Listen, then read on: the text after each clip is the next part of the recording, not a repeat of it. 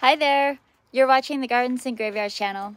My name is Charisma, and today Spencer and I are in our garden and we're going to do a couple of big pruning jobs. So it is fall and it's time to cut back some things.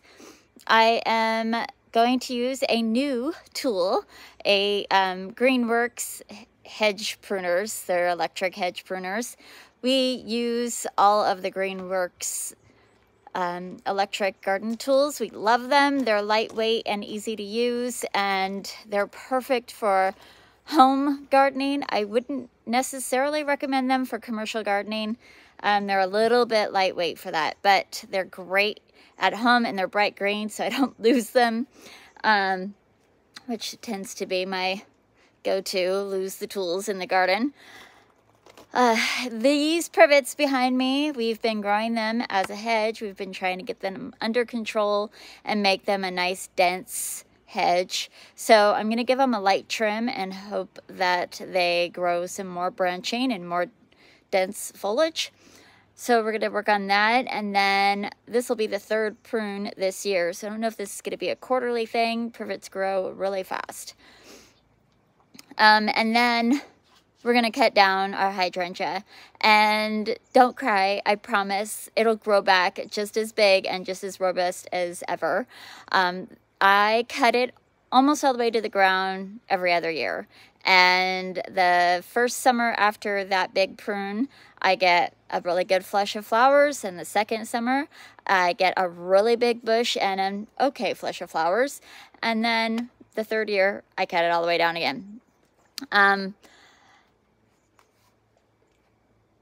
Big leaf hydrangeas bloom on old wood, so you're supposed to prune them late summer after they're done blooming.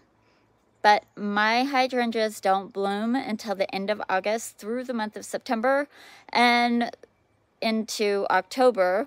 It's the 1st of November now, and there's still like 1 or 2 blue blooms on it, but most of them are dried blooms. So you can cut them down to a leaf node or a bud node, and I do that for maintenance pruning on the off years, just to give it a nice shape and to control the size. But right now, it's gigantic, and it's shading things out, and it's just looking like a monster instead of a shrub. So I'm just going to cut it down about knee-high. It's about like 2.5 inches. Wow. Really short knees, whatever. Short knees, short ankles, I don't know, calves. 2.5, 3 feet off the ground that I cut them. So we'll see what the wood looks like when I get down in there, and then I kind of determine at that point. But first we're going to take our new hedge trimmers and trim up these privets and make them a nice, beautiful hedge.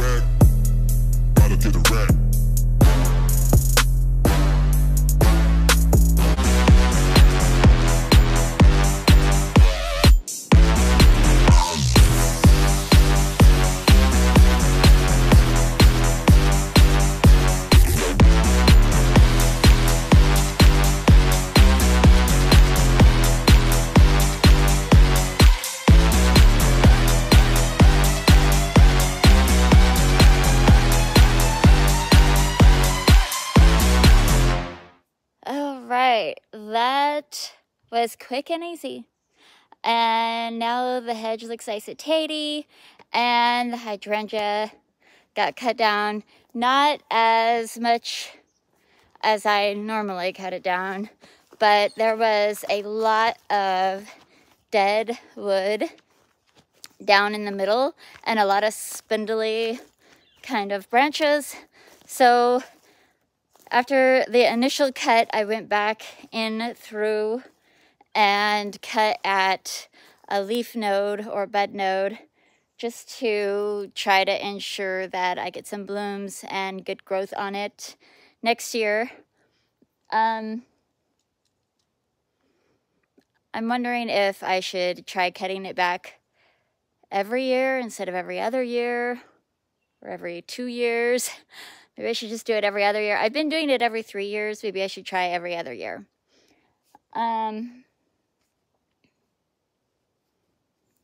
It's actually 2 hydrangeas that have grown together, and I just trimmed them as if they were 1 hydrangea. We'll see. So I cut it down. This layer is about just over 3 foot, and then this layer is about maybe 4.5 foot. So most of it is like in the 4-foot canopy. You could see in the middle, it's a lot of, missing. There's not a lot of growth in the middle, opposed to this one has a lot of good growth in the middle. This was just a lot of dead wood in the middle. So I cut out a lot of that, and there was a lot of how this is kind of a weak branch.